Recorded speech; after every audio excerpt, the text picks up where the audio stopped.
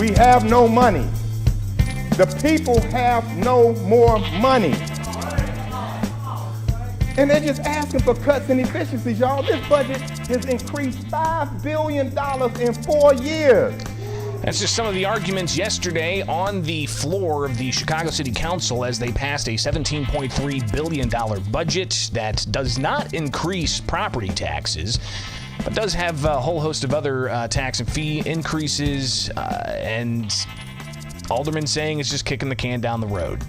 It's Illinois in Focus Daily. I'm Greg Bishop. We've been tracking what's going on in Chicago with the city's spending plan for a variety of reasons. Number one, the public comments blasting the Johnson administration for continuing to support non-citizen migrants in the city with tax dollars and not looking to trim the budget or to cooperate with federal immigration officials. They've been speaking up about that for a couple of years now, and the intensity of the public comments really heating up just in the past couple of weeks as they face this budget deadline. But the city of Chicago had until the end of this month to pass a budget. If they didn't pass a budget, you could have seen the stoppage of city services until they did pass a budget. So they attempted to pass the mayor, Brandon Johnson. He wanted a $300 million property tax increase. Aldermen unanimously voted that down.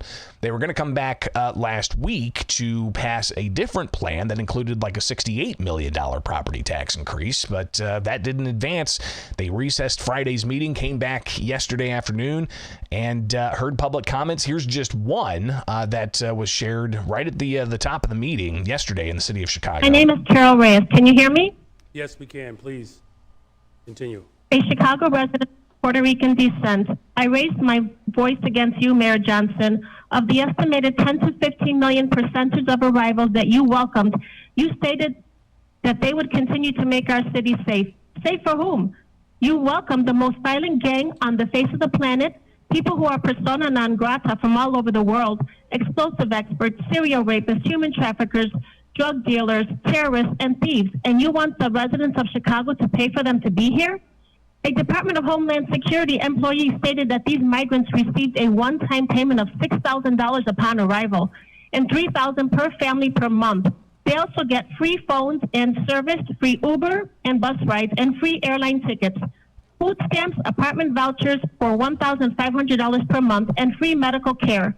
Benefits Chicagoans or even citizens have never received. Have you lost your mind? So the comments continue there, and there were a slew. One other one that an individual who's spoken before at the city council raised the issue of which party seems to be having issues with finances.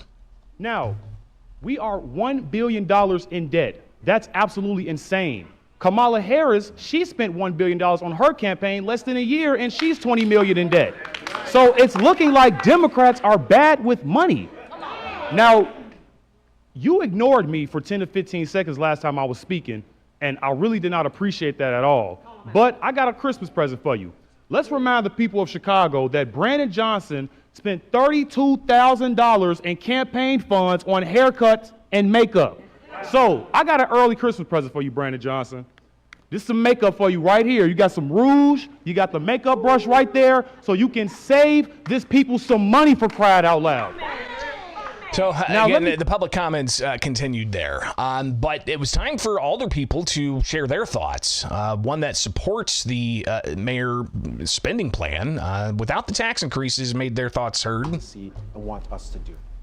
And so this budget, voting yes, as I will today, will deliver zero property taxes, will deliver the things that our residents need, will help make sure that youth have summer opportunities, will make sure that people have affordable and accessible mental health. Is it perfect? No. Has it been pulled in a million different directions? Yes. Has it changed and morphed over time in response to the input that's coming from alder people in this body? Absolutely yes. So it has changed quite a bit, as we talked about. The $300 million property tax increase Johnson wanted didn't pass. The $68 million was yanked from the budget. A whole host of other things modified in the budget that ultimately did pass. But those who were opposing this said it did not provide nearly the amount of savings and efficiencies and taxpayer cuts to really offset the high levels of spending there are. We want to ignore what the people are saying. you all hear it in your communities. And I'm going to tell you, I know your phones are blowing up. I know you're getting calls from your residents. I know when you go to the grocery store, the people are telling you to vote no. But to ignore the will of the people, you all, is something that everybody in this room is going to have to reckon with in a couple of years. So you can hear the crowd there, and I believe at one point they actually had to remove some people from the audience doing a recess. I think a couple of times they had to recess. I saw one that happened later on in the day. But here's more of that alderman concerned about what the future holds. We have no money. The people have no more money. And they're just asking for cuts and efficiencies, y'all. This budget has increased $5 billion in 4 years. That's bloat, and that's more bloat. We need to cut it. That's what the people are asking for, and that's all we've been trying to do. Now, they had a whole bunch of alder people write a letter to the mayor on Sunday saying that they wanted like $800 million in cuts to the city budget. Again, the city's facing $1 billion deficit if they didn't pass this budget that increases taxes and fees on things. But yet another alder person really, again, worried that they're not addressing the true issues in the budget. They're just delaying the pain for later down the road. Chair recognizes Alderman Hopkins. Alderman Hopkins. Thank you. But my goal has been to defeat the property tax increase. And ladies and gentlemen, I suggest to you we did not defeat it. We simply delayed it. The popular analogy is we kicked the can down the road. That analogy doesn't quite work because cans don't grow larger when you kick them. And believe me, this one will. We will be right back here at this time next year, dealing with the same set of circumstances that created this structural deficit, and it will be even larger. It will be even more formidable. We did not do the work we need to do. We started. And we started to do that work, and I didn't complete it. So interesting to say that the analogy of kicking the can down the road doesn't really suffice because they worry that it's just going to mean even higher property taxes down the road. Let's hear what the mayor had to say at the tail end after the budget passed. This budget also ensures our communities are safe. And over the past year, we have seen a decrease in crime and violence in almost every single category. And with this budget, we are going to ensure that we are able to build on that progress in the coming years, investing in real community safety, including sustaining our commitment to addressing gender-based violence. Additionally, we should all be proud that this budget includes a permanent line item for the Crisis Assistance Response and Engagement, the CARE program. And he went on and laid out a whole bunch of other priorities, he said, that are important for Chicagoans.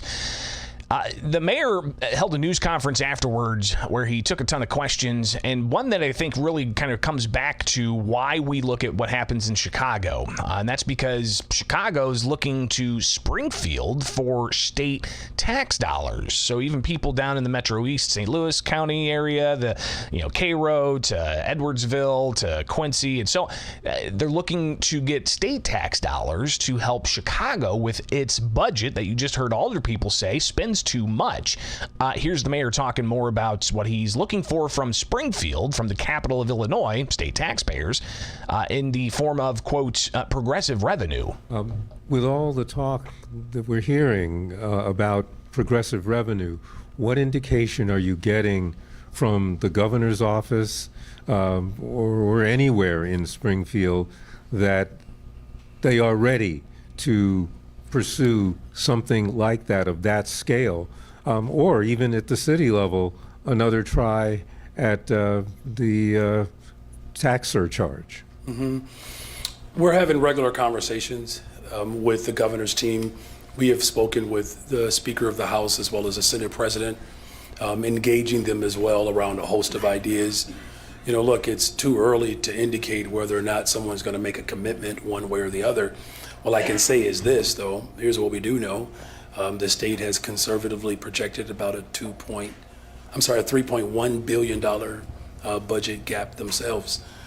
So we're not the only body of government who are dealing with the fact that the ultra-rich don't pay their fair share. State of Maryland, $2.7 billion budget deficit that they're projecting. And so, the indication really is being provided by the people of the state of Illinois and the city of Chicago. When we went for the fair tax, I believe the city of Chicago was over 70% in approval of a fair tax. Black Chicago was even higher, I think nearly almost 80%, in some wards higher than 80%. So there's clearly an appetite from the people of Chicago, and there's a political will from the people of Chicago and the mayor of Chicago, myself, to fight collectively for progressive revenue. So the progressive revenue he talks about there is the failed progressive income tax that the state put up for voters in 2020, but it failed. He talked more about that, but again, that's kind of why we look at Illinois' largest city to see what kind of political sentiments might come out of Springfield, the Illinois state capital. So the budget's passed, $17.3 billion. It does, a variety of things. Could impact everyday taxpayers. One question that was asked, interesting question about who's going to be most impacted by things that you do see fee and tax increases on. The alders have an opportunity to work with me. And he ultimately said that you do have a recognition of people who are on the lower income scale being impacted by use taxes like streaming services or tax on a bag or a tax on a drink or whatever it may be.